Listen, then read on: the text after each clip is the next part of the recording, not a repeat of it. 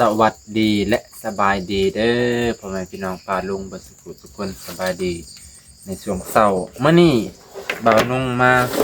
ใส่ปุ๋ยนาไปพี่น้องใส่ปุ๋ยนาเนาะนี่แหละ16 20 16 20ให้ฟังปุ๋ยเหลือแต่ปีกายนี่พอบ่าวนุ่งใส่บ่เบิดปีกายนี่ใช้ได้แค่ครึ่งนึงซื้อมา2 กระสอบอ่า46 00กับ16 20พี่น้องสูตรนั่นเนาะอันนี้คือสูตรพอดีมื้อนี้ฝนตกดีไหมพี่น้องคืนนี้ก็ฝนตกตั้งแต่บ่าวนงเดินทางมาจากเซโนวานนี้พี่น้องพอดีบ่าวนงไปถ่ายคลิปอยู่ทางพุ่นแล้ววันนี้ขากลับฝนตกแห้งพี่น้องให้แต่ว่ามีเสือซูซี่เนาะนี่แหละถ้าบ่มีเสือตัวนี้ว่านี่เปียกเบิดพี่น้องยังว่าดีที่บ่าวนงได้ซื้อไว้ถือว่าคุ้มค่านะคุ้มค่า300 บาทถือว่าใช้งานได้ดีโอ้ยยังว่าคันสั้นมันเปียกแล้วพี่น้องนี่แหละมันมากับจุดตัวนี้เลยพี่น้องกางเกงตัวนี้สิใส่ปุ๋ยสีเขียวมันตัวนี้เพราะว่าสิใส่ไปทำงานสิถือไปทางไกลกับสิบ่ใส่ปนกันตัวนี้สิใส่ปุ๋ยเอาใส่แล้วก็สิได้อันนั้นเลยพี่น้องสิได้ตากเลยฝนตกคักอันนี้พี่น้องเอ้ย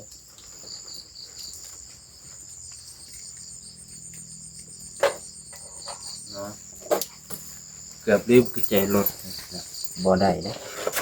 อยู่ป่าอยู่ดงก็สิใส่ถุงมือนำพี่น้องใส่ถุงมือแล้ววางแล้วก็สิถุงมือกับถุงมืออันเดียวฟ้าวเด้พี่น้องเพราะว่าช่วงมื้อนี้ก็มีนัดพี่น้องมีนัดกับบ่าวลาวเพิ่นพี่น้องบ่าวนงพอดีบ่าวนงมีเรื่องดีมาบอกพี่น้องมาบอกเรื่องดีนำเด้อมื้อนี้พี่น้องเอ้ยก็ทั้งสิแต่งโตทั้งสิบอกเรื่องดีนำเนาะพี่น้องจังใดก็ฝากเป็นกำลังใจให้แน่เด้อพี่น้องเด้อเบิดทุกคนขอโทษขออภัยที่มาลุงพุงนั่งเนาะมันเศร้าพี่น้องมันสิสวยตอนนี้ก็ประมาณ6 โมงกว่าแล้วเนาะคือมื้อนี้บ่าวนงมีงบประมาณมีงบที่จะสมทบบ่าวลาวพี่น้องที่จะสร้างบ้านน้องมิเนาะน้องมิแม่มังกรนั่นแหละพี่น้องจำนวน13,000 บาทพี่น้องกะพอดีมื้อนี้สิไปมอบให้หรือสิไปมอบให้บ่าวลาวหรือเพิ่นสิให้บ่าวนงถือไว้ก่อนแล้วให้บ่าวนงจ่ายเทื่อละงวดอันนี้ก็บ่ฮู้สิได้ไปปรึกษาเพิ่นก่อนพี่น้องไปปรึกษาว่าจังใดเฮ็ดจังใดนะพี่น้องบ่าวนงก็บ่เคยสมทบการเฮ็ดการซอยเรือนั่นแหละการสร้างบ้านให้คนทุกข์ยากว่าเพิ่นเฮ็ดจังไดนะว่ามอบเงินเป็นก้อนให้เลยบ่หรือให้บ่าวนงถือไว้แล้วค่อยมาจ่ายเทื่อละงวดแล้วแต่สร้างเพิ่นอยากเบิกเพราะว่าบ้านน้องมิกับบ้านบ่าวนงก็สมว่าบ้านเก่าบ่าวนงบ้านติดกันนั่นแหละพี่น้องไปแค่น้อยนึงกับบ้านสาวพรนั่นแหละเนาะมันก็เลยบ่ได้ไกลราคาของเพื่อนนั่นราคาของสร้างเนาะราคาของสร้างเฮ็ดเฮือนของน้องมิเพิ่นว่า 13,000 นะพี่น้องก็ถือว่าถูกเด้พี่น้องถูกบ่ฮู้ว่าจักเม็ดคูณจักเม็ดพี่น้องเพราะว่าตอนนั้นเคยคุยกับสร้างเพิ่นเพื่อนของน้องนกพี่น้องเพื่อนของน้องนกเนาะแต่ว่าบ่ฮู้ขนาดก็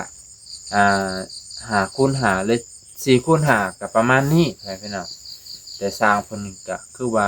ห้องบักหลายๆนึงบ่าวนงก็เลยสิลองไปถามเบิ่งมื้อนี้พี่น้องบัดบ่าวลาวอันจ้างคือถูกเด้เนาะเฮ้ยพี่น้องเอ้ยสิลองไป ลองไปเคลียร์เบิ่งกับสร้างเพิ่นนี่บัดบ่น้องจ้างเห็นว่าบ่มีประสบการณ์ก็สิเอาแพงแท้เนาะบ่น้องก็ยังงงๆอยู่ให้พี่น้องแล้วบัดนี้บ่ลาวเพิ่นเฮ็ดก็คือว่ามันถูกพ่อพี่น้องถูกอ้ายเพิ่นเฮ็ดคือว่าถูกแน่บ่น้องก็สิได้ไปถามไทยเกี่ยวกับการเพิ่นสร้างไม้การเพิ่นเฮ็ดอันนั้นอันนี้ไปพี่น้องรู้สึกว่ามันถูกก็รู้สึกว่าถูกใจบ่น้องอยู่เนาะของถูกก็แน่นอนไผก็อยากได้ไปพี่น้องคันว่าเรื่องซอยเหลือมันก็เฮ็ดพออยู่พองามเนาะเอ้ามื้อนี้ก็ได้สิไปแจ้งข่าวดีให้น้องมิแล้วก็ไปทำรายละเอียดเกี่ยวกับการสมทบทุนให้พี่น้องนำเบาลาวฝนตกก็สิไปเด้อมื้อนี้พี่น้องก็สิไปหาน้องร้อยก่อนให้พี่น้องไปมอบยาให้เพิ่นหลังจากนั้นบ่น้องก็สิได้ไปหาเบาลาวนั่นแหละเนาะเอ้าบ่น้องสิได้แต่งตัวก่อนให้พี่น้องแต่งตัวฉีดยาก่อนเด้อบ่แม่นฉีดยาวานเอาไปพี่น้องตัวนี้วานเอานี่บ่น้องซื้อมาในอินเทอร์เน็ตให้พี่น้องซื้อมาในอินเทอร์เน็ตได้นี่ยังบ่คักปานใดตามเบิ่งนี่มันยังบ่มีแนวกรองอากาศเอาตัวนี้ทั้งลุ่มเนาะ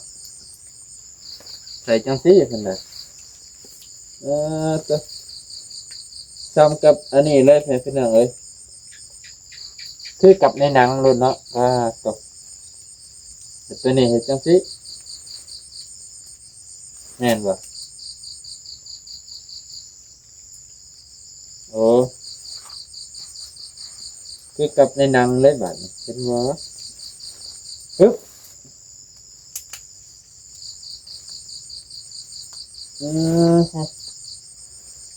หายใจก็ยากเติบเด้อบัดนี้เพราะว่าผ่าตัวนี้มันก็หายใจยากแล้วพี่น้องมาเอาอันนี้ปิดอีกพอดีสลบเลยบ่เป็นหยังพี่น้องเพื่อสุขภาพที่ดีป้องกันไว้ใส่ตัวนี้ก็พิษ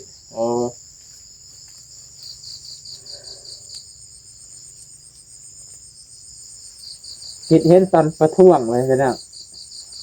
ตอนไปประท้วงนะไปพี่น้องใส่อันนี้แหละโอเคไปพี่น้อง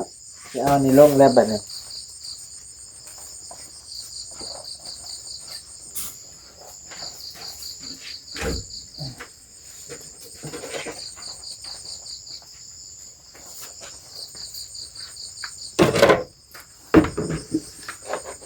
ต้องถือถุงไปนำเด้อพี่น้อง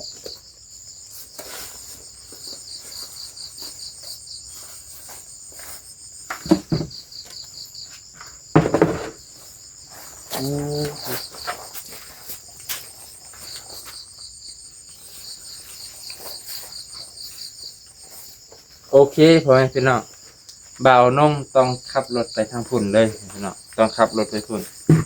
สั้นๆเสียเวลาต้องขับรถลงไห้เลยเด้อสีย่างขึ้นมาตักที่ก็ชื่อว่าไกลเติบ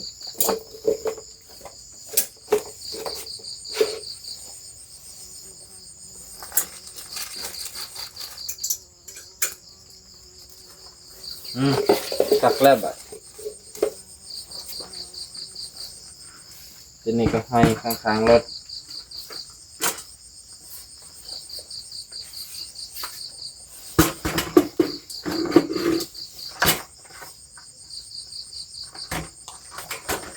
ไปพี่น้องจะได้ไปทางพุ่นก่อนได้ป่ะนี่จะได้ลงให้ลงหน้าก่อนพุ่นแหละพุ่นให้พี่น้องเบิ่งฝนตกเมื่อคืนนี่โอ้ฝนตก2 มื้อให้พี่น้องโอ้มาเบิ่งบรรยากาศเขาก่อนให้พี่น้องรู้สึกว่าเขาตายเด้อเขาเหี่ยวให้พี่น้องโอ้ตัวน้อยๆนี่เหี่ยวเลยให้พี่น้องเอ้ยเหลืองเลยโอ้เหลืองเลยให้พี่น้องสึกฉีดยาเมื่อนั้น สมพ่อเพิ่นว่าคันคุ้มยาคุ้มยาเนี่ยมันมีโอกาสตาย มันเหลืองเลยพอนี่โอ้นี่ไปพี่น้องคือเหลืองคักแท้เขาดินทรายไปพี่น้องโอ้เหลืองเลยต้องใส่ปุ๋ยเหลืองด่วนแล้วเป็น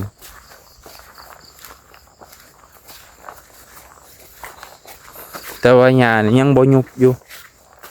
บ่ฮู้ว่ามันสิยุบมันได้หญ้า10 มื้อพอได้พอไปพี่น้องหญ้ามันยังสิยุบโอ้เหลืองเบิดเลยไปพี่น้องจักว่าเป็นย้อนผสมยาผสมยาหลายโพดบ่จักหลายบ่หลายเลยบ่นุ่งก็เกือบเหงาใครแต่ว่าฝนตกใส่ไปพี่น้องเอ้ยคือฉันเกือบบ่ได้กินข้าวได้นี่ป้อทงนี่ยังเหลืองอู้ตัวเหลืองคักเหลืองแน่ผู้ทางพุ่นมันแห้งบ่มีอันนั้นไปพี่น้องพี่มันแห้งบ่มีอันน้ำนะมันก็เลยเหลืองโอ้แตกต่างกันเลยไปพี่น้องคือตัวนี้เห็นเบานุ่งฉีดก้อนนี่ตัวนี้เบานุ่งฉีดก้อนอันนี้เบานุ่งมาฉีดทีหลังนี่มันสีเหลืองแตกต่างกันเลยนี่โอ้เบานุ่งผสมมันนั้นผิดแล้วไปพี่น้องเบานุ่งไปผสมกระปุกสีขาวน้ำนี่มันก็เลยแห้งโอ้เข้าใจแล้วมันก็เลยแห้งไปพี่น้องแตกต่างเลยเป็นบ่ไปพี่น้องนี่ตัวนี้เบานุ่งฉีดกับรุ่นตัวนั้นเลยนี่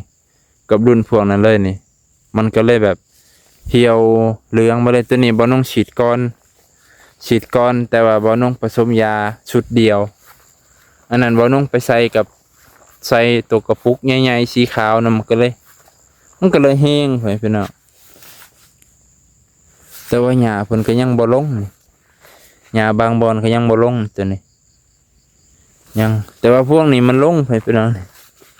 ตัวบ่น้องเจตนาฉีดใส่ลองเบิ่งมันสิตายบ่มันเหี่ยวเลยนี่โอ้เป็นจังซี่ไปพี่น้องฉีดยาฆ่าหญ้านี่มันก็บ่เสมอไปแต่ว่าตัวนี้ก็เขียวอยู่เขียวกว่าเก่าดีกว่าเก่าอยู่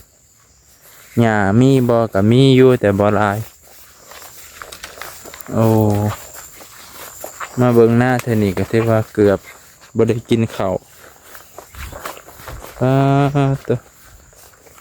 หญ้ามีอยู่ให้พี่น้องโอ้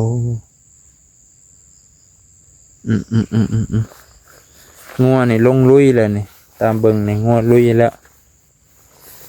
โอ้บ่ไหวแล้วงัวเป็นดีการกัดยอดหญ้าบางอันก็ตายให้พี่น้องนี่ตายอยู่แต่บางอันก็บ่ตายเด้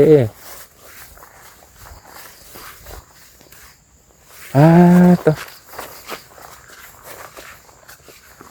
เกือบบ่ได้กินข้าวทำไมพี่น้องเกือบบ่มีข้าวให้กินเลยบัดมาเบิ่งหน้าเจ้าของมันคือเป็นจังซี่เห็นบ่มา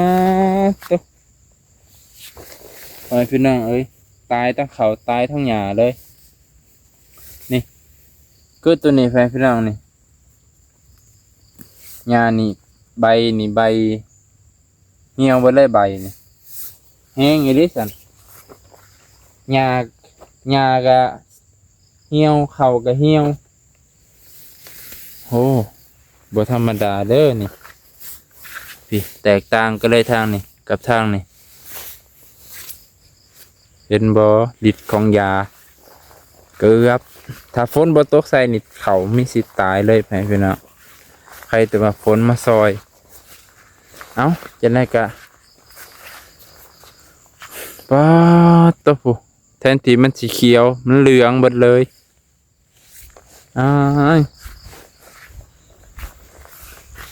ย่างละเบิ่งหญ้ากันมันก็ตายอยู่ให้พี่น้องหญ้าแต่บางตัวมันบ่ตายมันยังแข็งแรงอยู่ อ่ะบ่เป็นหยังไม่เป็นหยังเอ้ยบ่น้องกระจิตใส่ปุ๋ยมื้อนี้แหละมื้อนี้ว่าสิใส่ปุ๋ยแค่2 ถุง2ให้โอ้ยถือมาเป็นกระสอบดีกว่าดอกว่ะเจ้านายว่าเขามันตายแม่นอีหลีเห็นบ่เนาะเกือบเห็นบ่เกือบบ่ได้กินข้าวเบิ่งข้าวน่านหน้าอายบ่น้องพวกเขียวสะอุ่มตัดมาที่ภาพหน้าบ่น้องเหลืองสะอุ่มโอ้โหหน้าของอายเพิ่นบ่ได้ฉีดหยังเฮาผู้หวังดีว่าสิเฮ็ดคักๆกับเขาวเกือบบ่ได้กินข้าวแล้วเด้พี่น้องเนาะคุณโอ้ยบ่เป็นหยังแต่ว่าเฮาผสมยาแห้งโคตรที่จริงเนี่ยมันคุ้มหญ้าเนี่ยมันต้องคุ้มก่อนเขายังบ่ทันปงพี่น้องกระปุกสีขาวใหญ่ๆเนี่ยมันต้องคุ้มก่อนเขายังบ่ทันขึ้นคุ้มหญ้าฉีดใส่ดินเลยก่อนเฮาหวานแล้วมื้อ2 มื้อนะได้ยินเขาว่าจังซั่นเฮามาคุมทีหลังมันก็เลยเขามันก็เลยตายนำเพราะว่าตัวคุมเนี่ยมันแห้งตัวคุมหญ้านะมันแห้งแล้วมันเฮ็ดให้เขาเสียนำไว้พี่น้องจบเพียงเท่านี้ก่อนสิไปหว่านเขากันเด้อหว่านปุ๋ยก่อนขอบใจขอบพระคุณเด้อพี่น้องมื้อนี้